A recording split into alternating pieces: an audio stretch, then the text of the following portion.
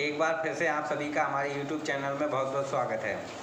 आज हम आपको क्वांटम मैकेनिक्स के बारे में कुछ चीज़ें बताएंगे जो शायद अभी आप नहीं जानते होंगे।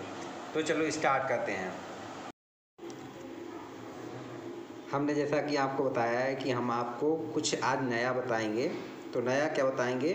देखिए बच्चों, आज के टाइम पे फिज़िक्स इतना डेवलप हो गया है कि अगर हम इस यूनिवर्स में कुछ भी चीज़ को समझना चाहें तो फिज़िक्स के रूल से समझा जा सकता है। ठीक है, जैसे कि हम कोई ग्रह है, प्लैनेट है, उसका पोजीशन पता करना चाहें तो हम एग्जैक्टली पता कर सकते हैं।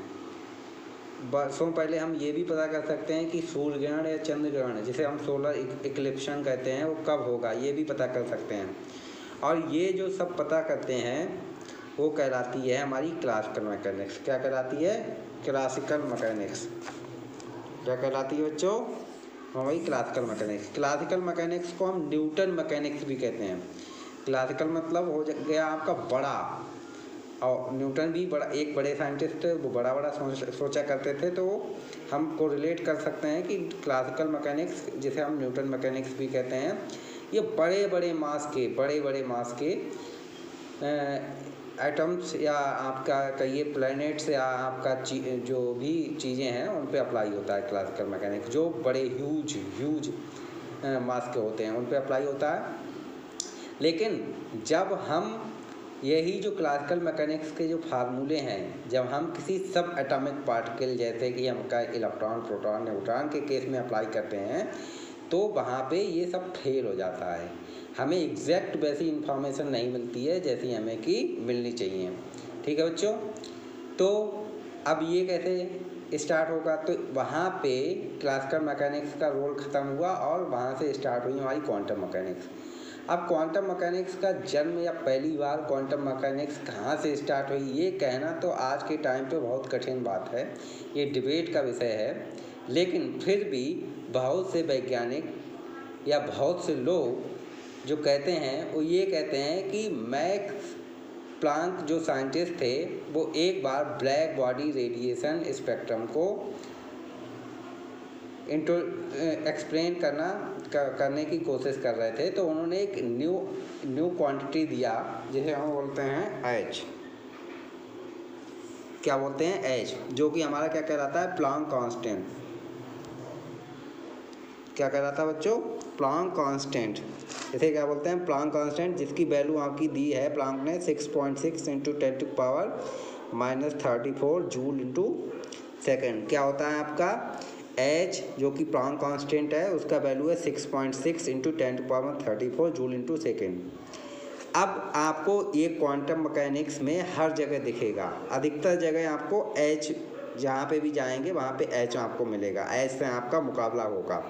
ठीक है बच्चों, तो ये बाद में क्या हुआ, आइंस्टाइन ने अपना फोटो इलेक्ट्रिक इफेक्ट, जब फोटो इलेक्ट्रिक इफेक्ट को एक्सप्लेन कर रहे थे,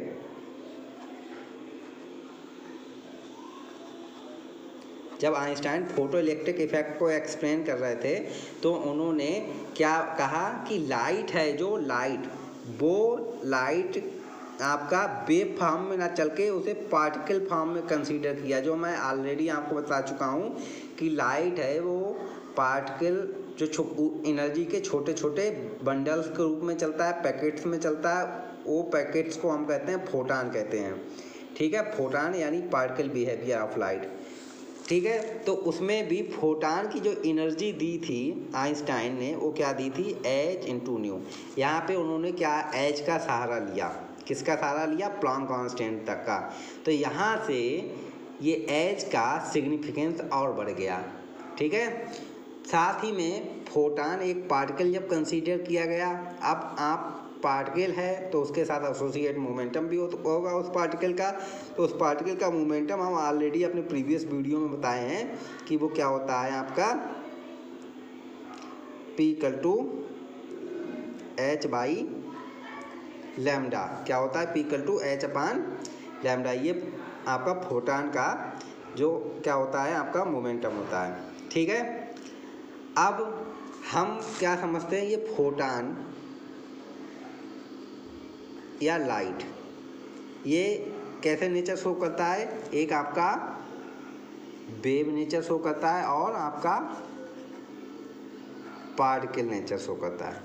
यानी कि एक ही चीज़ के क्या दो पहलू हैं, क्या है, फोटॉन या लाइट को हम वेव नेचर भी कंसीडर करते हैं, कभी कभी ये पार्टिकल नेचर शो करता है। पार्टिकल नेचर का पुष्टि कब हुआ था आपका, कन्फर्म फोटो इलेक्ट्रिक इफेक्ट और कॉम्पटन इफेक्ट से। वेव नेचर का पोलराइजेशन, डिफ्रैक्शन या इंटरफेरेंस फिनोमेना से ये प्रूफ होता है कि लाइट वेव नेचर शो करता है। ठीक है, तो ये दोनों क्या है, एक ही चीज़ के दो पहलू हैं, वेव नेचर और पार्टिकल नेचर।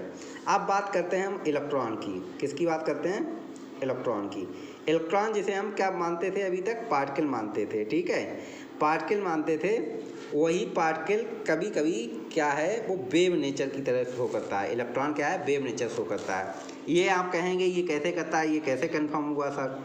तो ये कंफर्म हुआ, देखिए आपने डबल स्लिट एक्सपेरिमेंट पढ़ा होगा। डबल स्लिट एक्सपेरिमेंट में क्या होता है, एक ये इलेक्ट्रॉन गन मान लेते हैं, इस इलेक्ट्रॉन गन से इलेक्ट्रॉन निकाला हमने, इजेक्ट किया। ठीक है बच्चों, तो ये एक स्लिट ये हो गया, एक ये हो गया, यहाँ से गुजरा और यहाँ पे एक स्क्रीन है हमारा।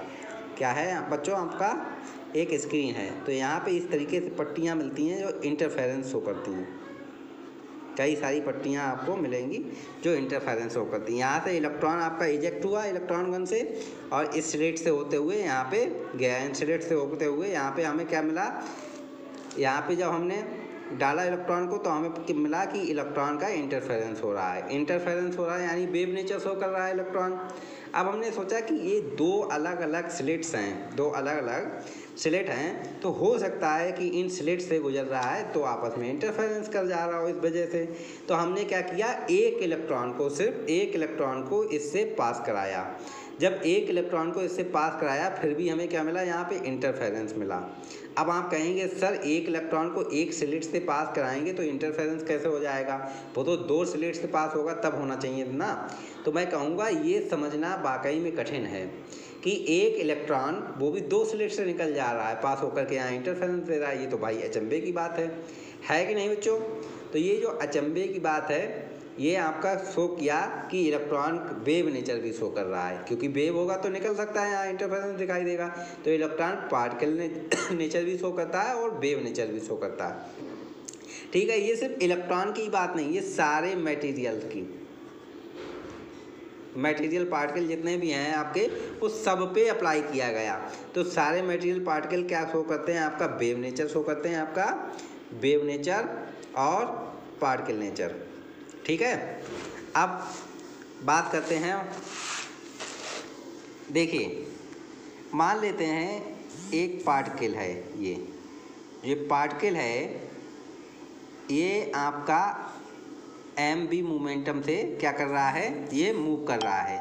ये पार्टिकल जो mv मूवमेंट से क्या कर रहा है, मोशन कर रहा है। इसका आप मान लेते हैं इस पार्टिकल का काइनेटिक एनर्जी 12mv² है। कितना है बच्चों, 12mv² है। ठीक है, अब मान लेते हैं इसके साथ, जैसे हमने आपको कल बताया था अपने वीडियो में कि जब पार्टिकल मूव करता है तो उसके साथ एक वेव एसोसिएट होती है। यानी पार्टिकल मूव करेगा या हम मूव करेंगे तो वो वेव एसोसिएट होकर उनके साथ चलेगा। लेकिन हमारा मास ज़्यादा होने की वजह से क्या होता है, वो वेव प्रोमिनेंट नहीं होता है। लेकिन जब हम सब एटॉमिक पार्टिकल जैसे इलेक्ट्रॉन, प्रोटॉन, न्यूट्रॉन के पास के केस में जाते हैं तो वो वेवलेंथ हमें प्रोमिनेंट होता है, क्योंकि उनकी में मास क्या हो जाता है, कम हो जाता है। ठीक है, तो वो क्या कहलाता है आपका डी ब्रॉगली वेवलेंथ। यही तो बताया था कल हमने अपने वीडियो में, लैम्डा = h/p, जिसे हम क्या बोलते हैं, डी ब्रॉगली वेवलेंथ बोलते हैं। अब हम मान लेते हैं जो वेव एसोसिएट हो रहा है इस पार्टिकल का, उसका ये पार्टिकल का वेलोसिटी v है, तो वो वेव क्या होगा आपका, उसका वेलोसिटी न्यू × लैम्डा, यही तो होगा बच्चों। और इधर एनर्जी भी आपका होता है, फोटॉन का एनर्जी h × न्यू। ठीक है, अब देखिए यहाँ से v = लैम्डा की जगह हम क्या रख देंगे, यहाँ से h/p, तो h/p × यहाँ से हम क्या रख देंगे, न्यू की जगह E/h = न्यू × E/h। h से h आपका कैंसिल हो गया तो आपका क्या बचा, E/p, जो वेलोसिटी है आपका आया E/p आया। अब हमें ऑलरेडी मालूम है कि E क्या होता है, 12mv²। क्या होता है बच्चों, 12mv²। p क्या होता है हमारा बच्चों, m इंटू v से v कैंसिल हुआ, m से m यानी कि हाफ v। अब ये बहुत इंटरेस्टिंग रिजल्ट आ गया कि आपका पार्टिकल का वेलोसिटी v है, लेकिन जो उसके साथ वेव एसोसिएट हो रहा है उसका वेलोसिटी कितना हो गया, हाफ v, यानी कि पार्टिकल की वेलोसिटी का हाफ हो गया। ये कैसे हो सकता है? अब पार्टिकल चल रहा है, वेव का वेलोसिटी पार्टिकल की वेलोसिटी से आधा हो गया, ये कैसे पॉसिबल है भाई? अगर पार्टिकल मूव करेगा तो वेव उसके साथ एसोसिएट होकर चल रहा है। अगर इस वेव ये पार्टिकल का इनहेरेंट प्रॉपर्टी है तो ये वेव का वेलोसिटी भी पार्टिकल की वेलोसिटी के बराबर आता, लेकिन ऐसा नहीं है। तो ऐसा नहीं है, ये क्यों नहीं है ये हम आपको अपने नेक्स्ट वीडियो में बताते हैं। तब तक के लिए आप सस्पेंस में रहिए, ठीक है बच्चों? ओके।